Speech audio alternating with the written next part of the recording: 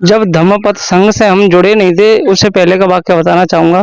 हम ये समझते थे कि हिंदू धर्म को न मानना ही बौद्ध धर्म है, लेकिन वो बिल्कुल गलत था।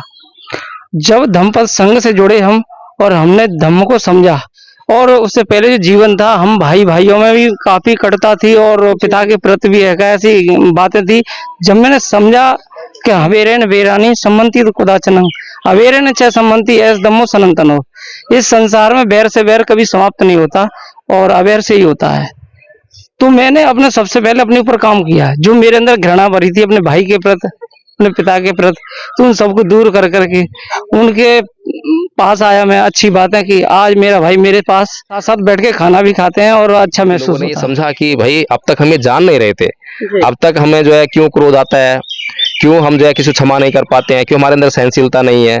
तो जब आचार्य सत्येंद्र जी ने यहाँ पे काम शुरू किया, तो उनके माध्यम से बुद्ध के सिद्धांतों का जो यहाँ प्रभाव शुरू हुआ फैलना जो है, तो अब पूरे गांव में जो है एक अलग ही माहौल बना हुआ है। तो उसी का नतीजा है कि ये स्कूल तैयार हुआ है। अकेले सत्येंद्र आचार्य जी जो है इस स्कूल तैयार नहीं कर सकते थे, पूरे गांव ने जो है इस स्कूल में सहयोग दिया है। और मैं उम्मीद करूंगा कि आपके दर्शक जितने भी हैं वे भी जो है धम्मपद संघ को इसी प्रकार से सहयोग करें, ताकि जगह जगह हर गांव में जो है एक ऐसा स्कूल खोला जा सके। सांस्कृतिक परिवर्तन जो है वो क्या है, कौन सी संस्कृति आने वाली है, कौन सी संस्कृति जाने वाली है। तो इस देश की जो है जो सबसे प्राचीनतम, बल्कि कहूँ कि दुनिया की सबसे प्राचीनतम जो संस्कृति है, समर संस्कृति, उसका जो है उसकी पुनर्स्थापना इस गांव में होने वाली है। और जिस संस्कृति ने हमें काम, क्रोध, मोह, लोभ, द्वेष, तृष्णा, ईर्ष्या, राग, इतने विकारों से हमें जो है बोझिल कर दिया है, हमारा चित्त जो है दूषित कर दिया है, उस संस्कृति से जो है इस गांव के लोग अपना पिछवाने के तैयार हो गए हैं। मैंने काफी लोगों से बात की है, सभी लोग तैयार हैं। दिमंग अजीनिमंग आहासी में ये चैतंग उपनयंती वेरंग तेसंग सम्मति। उसने मुझे मारा, उसने मुझे पीटा, उसने मुझे डांटा, उसने मेरा सब कुछ लूट लिया, उसने मेरा सब कुछ जीत लिया। यदि कोई भी व्यक्ति अपने मन में ऐसा बनाए रखता है तो उनका वैर कभी भी शांत नहीं होता। इसीलिए इतनी लड़ाई झगड़े होती हैं कि हाँ उसने मुझे ऐसा क्यों बोला, क्या कारण था, क्यों उसे नहीं बोलना चाहिए था, अब उसने मुझे बोला है तो मैं बदला तो आए हैं। तो किस लिए आए हैं, थोड़ा सा हमारे दर्शकों को ये बताने का प्रयास करें।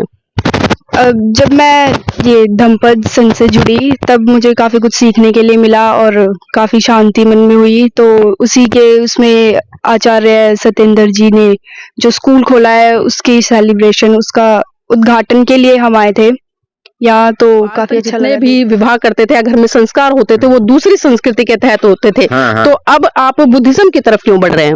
इसलिए कि इसमें हमको सुख शांति मिल रहा है, हमारे बच्चों को भी मतलब शांति है, सुख है। और ये जो मतलब बाद है तो हम लोग को बहुत चाहूंगी जिस तरह से आपने ये स्कूल बनाया तो इसकी प्लानिंग कैसे आई और किस उद्देश्य को लेकर आपने यहाँ पर स्थापना की। जी, ये उद्देश्य हमें धम्मपद संघ से जब हम जुड़े, तो धम्मपद संघ से जुड़ने के बाद में हमें वहाँ से धम्मपद संघ से जुड़े तो लगा कि हम लोग एक प्लेटफॉर्म, अच्छा प्लेटफॉर्म हमें मिला है। अगर इस प्लेटफॉर्म से हम चलते हैं तो हमारे दर्द दुख का निवारण यहाँ से होगा। इसलिए कि वहाँ से तथागत बुद्ध के बहुत सारे विचार हमें सुनने को मिला, देखने को, पढ़ने को मिला, जिससे मानव कल्याण के लिए वो सही मार्ग है। तो वही सोच करके ये मेरे विचार मन में आया कि अगर हम इसको, हमारे गांव समाज में ऐसा है कि एंड्रॉयड सेट नहीं है कि गूगल मीट पर हम सभी को जोड़ पाएं, तो इसके लिए हम सोचे कि क्यों ना हम जितने भी मेरे छोटे से जमीन है वहां पर हम एक झोपड़ी ही तैयार करके उसको हम ऑनलाइन तो नहीं जोड़ पाएंगे, लेकिन ऑफलाइन में उनको हम शाम को यहाँ पर सुबह में भी वासना करवाएंगे, आकर खुद बैठेंगे और भी आदमी साथी हमारे बैठेंगे। यहाँ क्या होगा कि इससे हमारी संस्कृति परिवर्तन में उनके चित्त में बहुत सारी ये सुविधाएं ये होगी।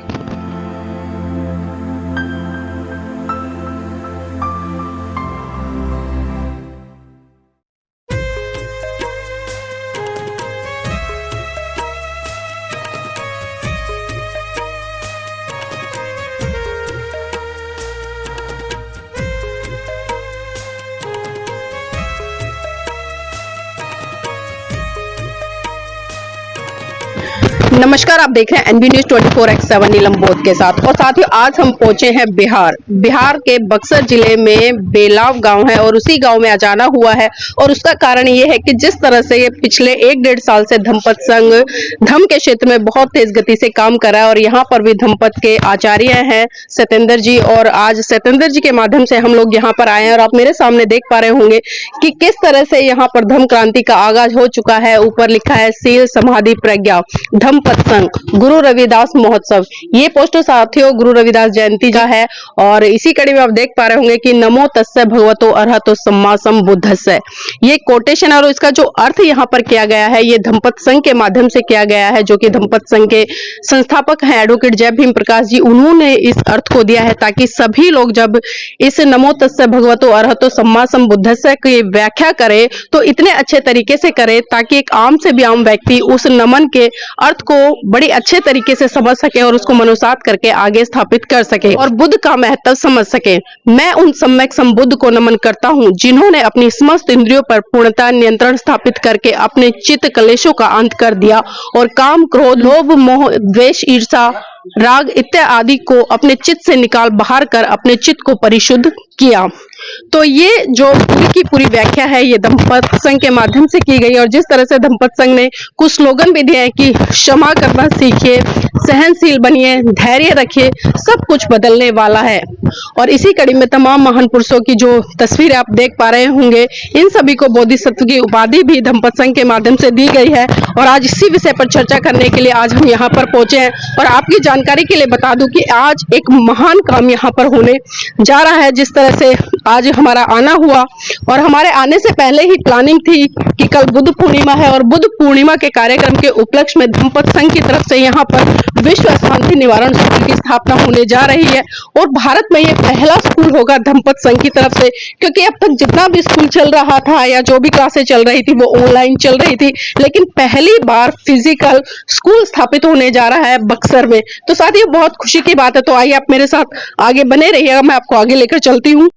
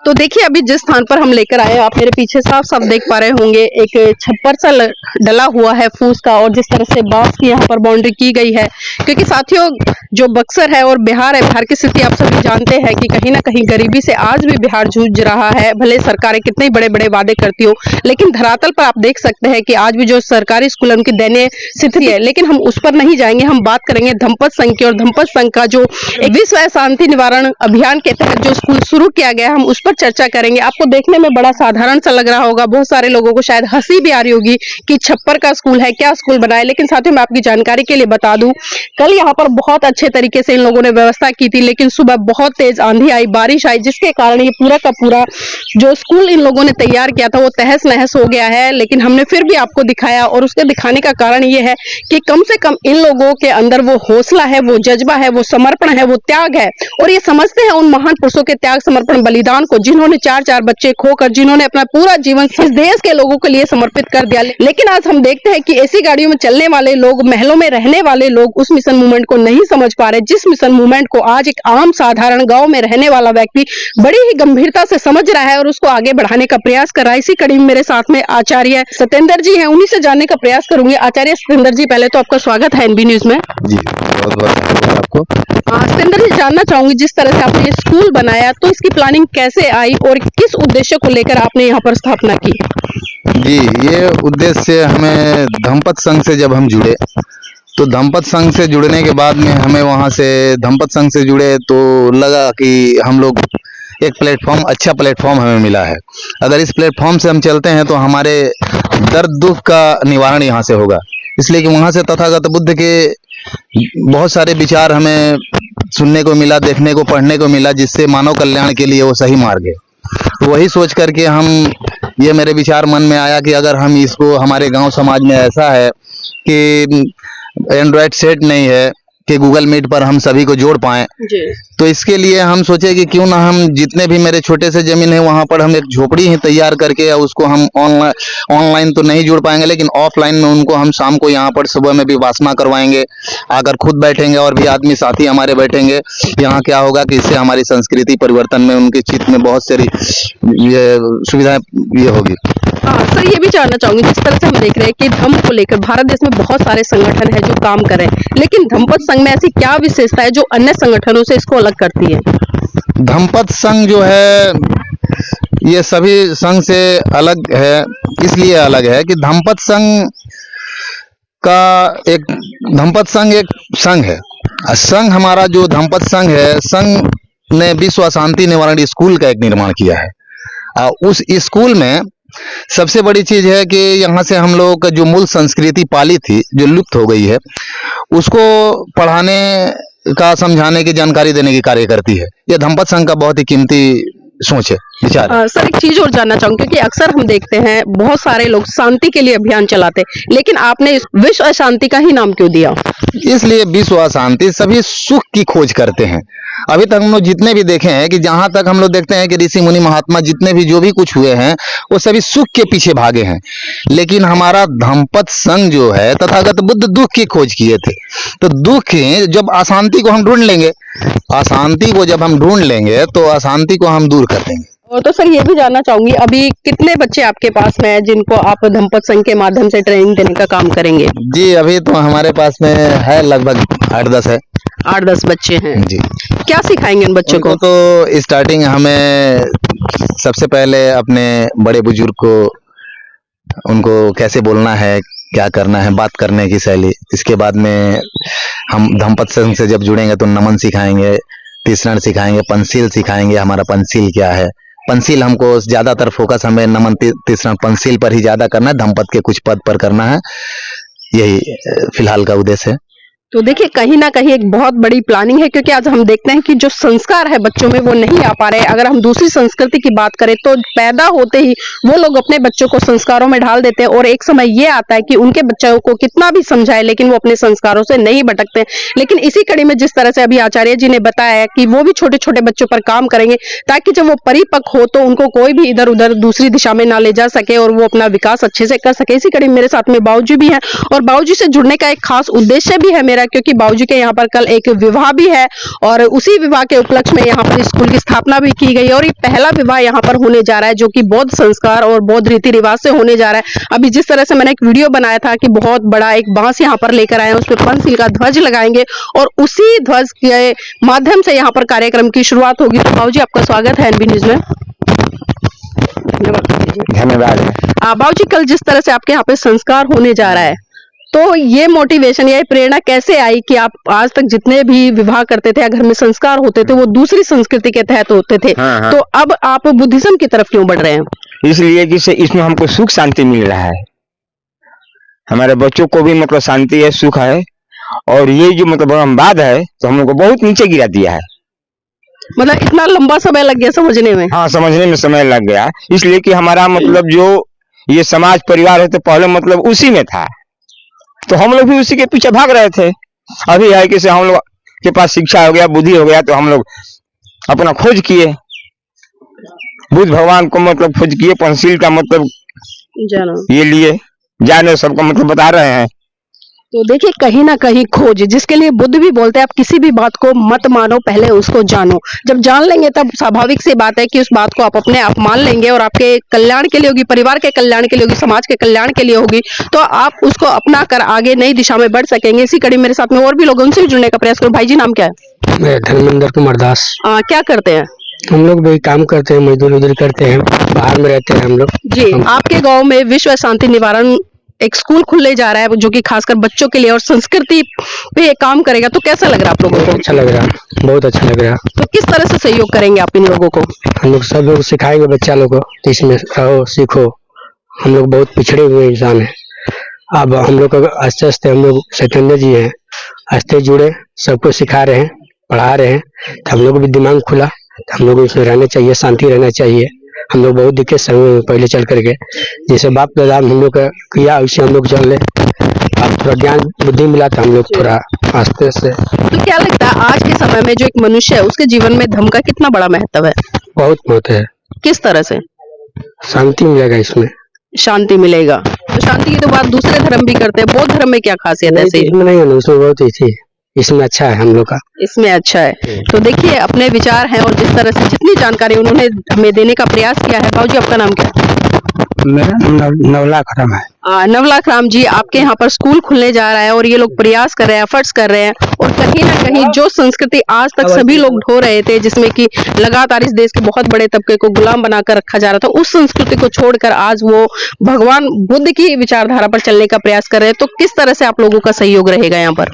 सहयोग हमारा वो पहले से वो बता रहे थे आचार्य सत्येंद्र आचार्य जी, उसके हम तो हाथ चल रहे हैं। और जो भी थोड़ा उतना तो पढ़े नहीं लिखे हैं, थोड़ा पढ़े लिखे हैं, क्योंकि हमको समझ में थोड़ा थोड़ा आ रहा है कि नहीं ये काम सही है, इनका सिद्धांत भी सही है, इसलिए मैं इस मार्ग पर चलने का तैयार हूँ। और बच्चों का मैं साहस भरूंगा और उसमें लगे हुए हैं कि बच्चा आगे चलकर मेरा बच्चा विकास करे। जी, तो क्या लगता है इस तरह के कार्यक्रमों से या इस तरह के स्कूलों से बच्चों में विकास हो पाएगा, एक नई जो संस्कृति है या नई दिशा है वो मिल पाएगी? हाँ, नई दिशा मिल पाएगी, नई संस्कृति भी आएगी।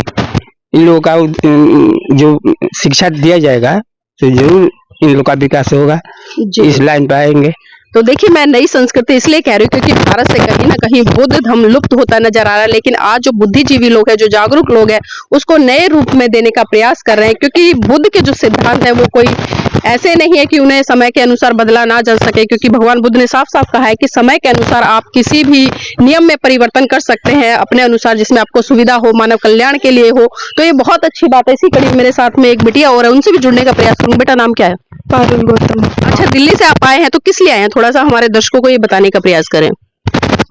जब मैं ये धम्पद संघ से जुड़ी तब मुझे काफ़ी कुछ सीखने के लिए मिला और काफ़ी शांति मन में हुई। तो उसी के उसमें आचार्य सत्येंद्र जी ने जो स्कूल खोला है उसकी सेलिब्रेशन, उसका उद्घाटन के लिए हम आए थे यहाँ, तो काफ़ी अच्छा लगा देखकर।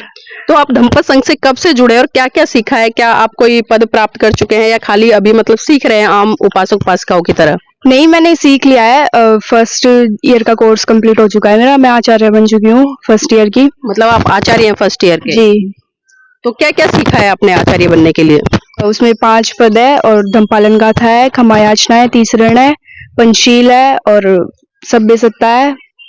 भैया तो आज हम देख रहे हैं कि भारत देश में जिस तरह से एक सिनेरियो बना हुआ है, क्योंकि लोग छोटी छोटी बातों को लेकर क्रोध करते हैं, झगड़ा करते हैं, गाली गलौज करते हैं, और गाली गलौज इतनी हो जाती है कि वो हाथापाई तक पहुंच जाती है, और जब हाथापाई तक पहुंचते हैं तो कई बार हत्याएं भी हो जाती है। तो इस कड़ी में आप लोग किस तरह से काम कर रहे हैं, क्या शिक्षा दे रहे हैं और कैसे दे रहे हैं? इसमें मैं आपको एक गाथा सुनाना चाहूंगी। अकोचीमंग अवधिमंग अजीनिमंग आहासी में ये चैतंग उपनयंती वेरंग तेसंग सम्मति।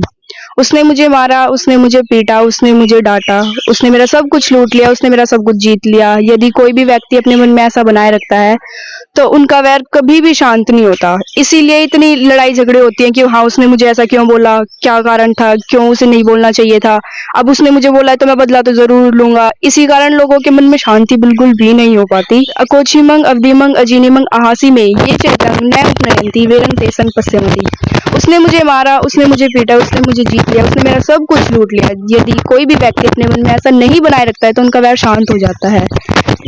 तो देखिए, कहने के लिए या सुनने के लिए बड़ी साधारण सी बात लग रही होगी, लेकिन अगर इसका प्रैक्टिकल में हम एक तरह से पालन करें तो बहुत बड़े स्तर पर ये गाथाएं काम करेंगी। क्योंकि जिस तरह से पता है कि बैर से बैर कभी शांत नहीं होता, अक्सर हम देखते हैं गली मोहल्ले में, घर में, परिवार में छोटी छोटी बातों को लेकर कलह क्लेश हो जाते हैं। और यहाँ तक हम देखते हैं कि जिस तरह से किसी परिवार में शादी होती है, कई बार दहेज को लेकर, कई बार मतलब छोटी छोटी चीजों को लेकर, कई बार संस्कारों को लेकर, या कोई रस्म किसी ने नहीं किया, कोई बात किसी ने नहीं मानी, उसको लेकर लड़ाई झगड़ा हो जाता है और विवाद इतना बड़ा हो जाता है कि रिश्ते तक टूट जाते हैं। लेकिन धम्पत संघ इस कड़ी में बहुत अच्छे तरीके से काम कर रहा है। जिस तरह से जो धम्पत की गाथाएं पूरे जीवन का सार है, अगर कोई भी व्यक्ति इन धम्पत की गाथाओं को अपने जीवन में धारण कर ले और उसको इंप्लीमेंट करते हुए आगे बढ़े तो कभी भी घर में कोई कलह कलेश नहीं होगा। और जितने भी क्रोध या ईर्ष्या या द्वेष जो आज पनप रहे हैं लोगों में, वो सभी इनसे बाहर निकलकर अपने जीवन कल्याण के लिए एक अच्छी दिशा निर्धारित कर सकेगा। इसी कड़ी मेरे साथ में एडवोकेट जय भीम प्रकाश जी है, जो कि धम्पत संघ के संस्थापक और लगातार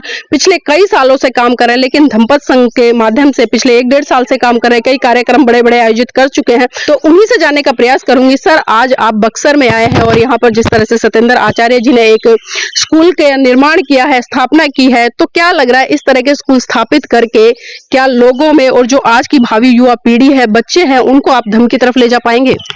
और ये बहुत ही महत्वपूर्ण विषय है। और सत्येंद्र जी ने जिस प्रकार से यहाँ स्कूल की शुरुआत की है, ये स्कूल जो है, हम स्कूल देख सकते हैं कि जैसे सावित्रीबाई फुले ने बहुत छोटे पैमाने पर स्कूल किए, इसी टाइप स्कूल थे। तो ये स्कूल जो है झोपड़ी टाइप इसलिए है क्योंकि यहाँ साधन का अभाव है, बड़े स्कूल नहीं बना पा रहे हैं, तो छोटे स्कूल बनेंगे। और छोटे स्कूल में जब ये छोटे छोटे बच्चे आएंगे और ये जब आकर जो है धर्म को ऐसे नहीं सिखाएंगे जैसे हम सिखा रहे हैं, तो क्योंकि बच्चे हैं, तर्क करना नहीं जानते अभी, लेकिन इनके बीच में जो है, इनके मन में जो है, हम बचपन से वो संस्कृति को रोपित कर देंगे, जिससे कि पूरे जीवन भर उस संस्कृति के माध्यम से अपना कल्याण करेंगे। और जब लोगों को बताएंगे उस संस्कृति के बारे में, तो लोगों का भी कल्याण होगा। तो जब से हम कल से गांव में आए हैं, चर्चा चल रही है, और स्कूल के माध्यम से जो इस गांव में परिवर्तन होने वाला है, वो बेसिकली सांस्कृतिक परिवर्तन होने वाला है। अब सांस्कृतिक परिवर्तन जो है वो क्या है, कौन सी संस्कृति आने वाली है, कौन सी संस्कृति जाने वाली है, तो इस देश की जो है जो सबसे प्राचीनतम, बल्कि कहूँ कि दुनिया की सबसे प्राचीनतम जो संस्कृति है, समर संस्कृति, उसका जो है, उसकी पुनर्स्थापना इस गांव में होने वाली है। और जिस संस्कृति ने हमें काम, क्रोध, मोह, लोभ, द्वेष, तृष्णा, ईर्ष्या, राग, इतने विकारों से हमें जो है बोझिल कर दिया है, हमारा चित्त जो है दूषित कर दिया है, उस संस्कृति से जो है इस गांव के लोग अपना पिछवाने के लिए तैयार हो गए हैं। मैंने काफी लोगों से बात की है, सभी लोग तैयार हैं यहाँ पर जो है कि हमें वो संस्कृति नहीं चाहिए जो घृणा के बीज रोपित करती है, हमें वो संस्कृति नहीं चाहिए जो हिंसा के बीज रोपित करती है। हमारे बच्चे जो हैं, हमें उनकी बहुत चिंता है। जब बड़े होंगे बच्चे, जब ये आपस में अगर ये व्यवहार सही नहीं करेंगे और अगर इनके मन में घृणा होगी, द्वेष होगा, क्रोध होगा, तो ये बच्चों का जिंदगी जो है हर पल खतरे में रहेगी। माँ बाप को पता नहीं कि माँ बाप के जो उनके बच्चे हैं वो कहाँ पर हैं, कहाँ पर नहीं है, हमेशा चिंता में रहते हैं, पता नहीं कहीं घटना न घट जाए। लेकिन एक बार जो है कोई भी बच्चा संस्कारित हो जाएगा, तो माँ बाप जो है निश्चित हो जाएंगे कि हमारा बच्चा संस्कारित है। हमारे बच्चे को अगर कोई उल्टा सीधा कहेगा तो वो जो है उसको हैंडल करना जानते हैं कि किस तरह से उनको व्यवहार करना है। तो इस तरह से जब एक बच्चा जो है अच्छे गुणों से संस्कारित हो जाता है, अच्छी संस्कृति प्रभाव में आ जाएगा, तो पूरा समाज जो है निश्चिंत हो जाएगा, पूरे समाज में जो है सुख शांति और समृद्धि का वातावरण जो तैयार हो जाएगा। तो धम्पत संघ का विश्व अशांति निवारण स्कूल जो जगह जगह पर खुलने का जो उनकी प्लानिंग है, तो उसके माध्यम से इस बात को निश्चित करना है कि हम अपने चारों ओर का जो वातावरण है, जो इसमें कि अभी बहुत दूषितपन है, बहुत जहर घुला हुआ है, तो उस जहर को बाहर निकालें। जो प्रदूषित हो गई है जो संस्कृति और वातावरण जो है, उसको हम बाहर निकालें, उसके प्रदूषण को सही करें, शुद्ध करें उस वातावरण को। और लोगों के माइंड जब शुद्ध हो जाएंगे, वातावरण शुद्ध हो जाएगा, तो चारों तरफ जो है हर जगह सुख और शांति का जो है, समृद्धि का वातावरण तैयार हो जाएगा। और मैं समझता हूँ कि इससे बेहतर स्थिति जो है मानव के लिए कोई नहीं पाई। तो भगवान बुद्ध ने जो है, जो इस देश के लिए, इस संसार के लिए जो कल्याण का मार्ग प्रशस्त किया है, वो बहुत ही जरूरी है। लेकिन विडंबना है कि अभी इस देश के लोग जहाँ पर बुद्ध का जन्म हुआ, जहाँ बुद्ध को बुद्धत्व प्राप्त हुआ, वहीं के लोग जो है अभी उनकी बातों को नहीं समझ पा रहे हैं, नहीं जान पा रहे हैं। लेकिन धम्मपद संघ ने जो प्रयास शुरू किया है, आचार्य सत्येंद्र जी ने जब यहाँ पे प्रयास शुरू किया तो इनकी बातों को किसी ने इग्नोर नहीं किया है, बल्कि लोगों ने ये समझा कि भाई अब तक हम ये जान नहीं रहे थे, अब तक हमें जो है क्यों क्रोध आता है, क्यों हम जो है किसी क्षमा नहीं कर पाते हैं, क्यों हमारे अंदर सहनशीलता नहीं है। तो जब आचार्य सत्येंद्र जी ने यहाँ पे काम शुरू किया तो उनके माध्यम से बुद्ध के सिद्धांतों का जब यहाँ प्रभाव जब शुरू हुआ फैलना जो है, तो अब पूरे गांव में जो है एक अलग ही माहौल बना हुआ है। तो उसी का नतीजा है कि ये स्कूल तैयार हुआ है। अकेले सत्येंद्र आचार्य जी जो है इस स्कूल तैयार नहीं कर सकते थे, पूरे गांव ने जो है इस स्कूल में सहयोग दिया है। और मैं उम्मीद करूंगा कि आपके दर्शक जितने भी हैं वे भी जो है धम्मपद संघ को इसी प्रकार से सहयोग करें, ताकि जगह जगह हर गांव में जो है एक ऐसा स्कूल खोला जा सके जहां पर कि हम छोटे छोटे बच्चों को जो है धम्मपद के पद उनको याद करा देंगे। धम्मपद के पद अगर याद हो गए, उनका अर्थ उनको याद हो गया, तो पूरी जिंदगी में वो एक ऐसा साधन अपने हाथ में लेकर घूमेंगे जिसका इस्तेमाल वो हर जगह कर सकते हैं, कभी भी कर सकते हैं। और हमें पता है जब हमारे पास साधन होता है और जब उसका हम इस्तेमाल करते हैं तो हमें जो है सुविधा होती है। बिल्कुल। तो देखिए सर ने बहुत अच्छी बात की, और खासकर जिस तरह से मैं बार बार फोकस कर रही हूँ कि ये जो स्कूल खुला है इसका बहुत बड़ा महत्व है, क्योंकि इस तरह के स्कूल कहीं ना कहीं मिशन मूवमेंट को बढ़ाने के लिए, अपनी संस्कृति को बढ़ाने के लिए, और जो इस देश की विरासत थी, जो सच्ची और अच्छी विरासत थी, जो धरोहर थी बुद्ध की संस्कृति, उससे जोड़ने का काम करेगा। और कहीं ना कहीं आने वाले समय में ये मील का पत्थर भी साबित होगा। भले आपको लग रहा है कि बहुत छोटा है, लेकिन आपको मैं बता दूं कि जिस तरह से राष्ट्रपिता ज्योतिबा फुले, माता सावित्रीबाई फुले या बहुजन समाज से आने वाले तमाम नायक नायिकाओं ने इस तरह के स्कूलों की स्थापना की और शिक्षा के क्षेत्र में बहुत बड़े स्तर पर काम किया, और अपने जीवन में वो इस देश के लोगों के लिए बहुत अच्छे अच्छे स्कूल दे गए। लेकिन आज विडंबना है कि जिन लोगों के पास धन है, संसाधन है, संपदा है, वो बिल्डिंगें तो बहुत बड़ी बड़ी बना लेते हैं महान पुरुषों के नाम से, लेकिन जब हम वहां पर सर्वे करने जाते हैं वहां पर कोई बच्चा हमें दिखाई नहीं देता, सिर्फ खाली क्लासरूम दिखाई देते हैं। लेकिन हम साधुवाद देना चाहते हैं सत्येंद्र जी को, और हम आग्रह भी करेंगे अपने दर्शकों को कि धम्मपद संघ को आप आर्थिक सहयोग करें, ताकि इस तरह के स्कूल लगातार पूरे भारत में खोले जा सके। क्योंकि हम देखते हैं कि जिस तरह से ऐसी संस्कृति है जो इस देश को कहीं ना कहीं एक जहर की तरफ लेकर जा रही है, और इस देश का जो वातावरण है आज सांप्रदायिकता की आग में झुकने का काम करे। लेकिन जब बुद्ध की संस्कृति से लोग जुड़ेंगे, बुद्ध के सिद्धांतों से जुड़ेंगे, बुद्ध के विचारों को मनोसात करके आगे बढ़ेंगे, तो कहीं ना कहीं भारत देश में फिर से वो एक सीन आएगा जब भारत के कोने कोने से ये गूंजता आपको सुनाई देगा कि ले अंत मन दीप भव, मूल मंत्र बने स्वयं के स्वामी, गूंज उठे हर बस्ती से बुद्धं शरणं गच्छामि। इसी कड़ी में मेरे साथ में आचार्य अरुण जी हैं, जो कि आगरा से हैं, काफी लंबे समय से काम कर रहे हैं, आर्थिक स्थिति से भी जूझते हैं, लेकिन फिर भी एक समर्पण है मिशन मूवमेंट को आगे बढ़ाने का, धम्म को आगे बढ़ाने का। तो अरुण जी, मैं जानना चाहूंगी, आप यहाँ पर आए हैं, जिस तरह से सत्येंद्र जी ने शुरुआत की है, तो आप लोग आगरा में किस तरह से शुरुआत कर रहे हैं और कैसे काम कर रहे हैं? बहुत बहुत साधुवाद नीलम जी है आपको। आगरा में भी हम जागरूक कर रहे हैं लोगों को ये बताने के लिए धम्म के विषय में। और जब धम्मपद संघ से हम जुड़े नहीं थे, उससे पहले का वाक्य बताना चाहूंगा कि हम ये समझते थे कि हिंदू धर्म को न मानना ही बौद्ध धर्म है, लेकिन वो बिल्कुल गलत था। जब धम्मपद संघ से जुड़े हम और हमने धम्म को समझा, तो वहां पर एक गाथा है कि किसी से मतलब बैर नहीं करना है, और अपने मन में प्यार की भावना ला करके। और उससे पहले जो जीवन था, हम भाई भाइयों में भी काफी कटता थी, और पिता के प्रति भी ऐसी बातें थी। जब मैंने समझा कि हमें मतलब किसी से ना ही बेरेन बेरानी सम्मति तो कुदाचन अवेरेन च सम्मति ऐस दमो सनातन हो। इस संसार में बैर से बैर कभी समाप्त नहीं होता, और अवैर से ही होता है। तो मैंने अपने सबसे पहले अपने ऊपर काम किया। जो मेरे अंदर घृणा भरी थी अपने भाई के प्रति, अपने पिता के प्रति, तो उन सबको दूर कर करके उनके पास आया मैं। अच्छी बात है कि आज मेरा भाई मेरे पास साथ साथ बैठ के खाना भी खाते हैं, और अच्छा महसूस होता है।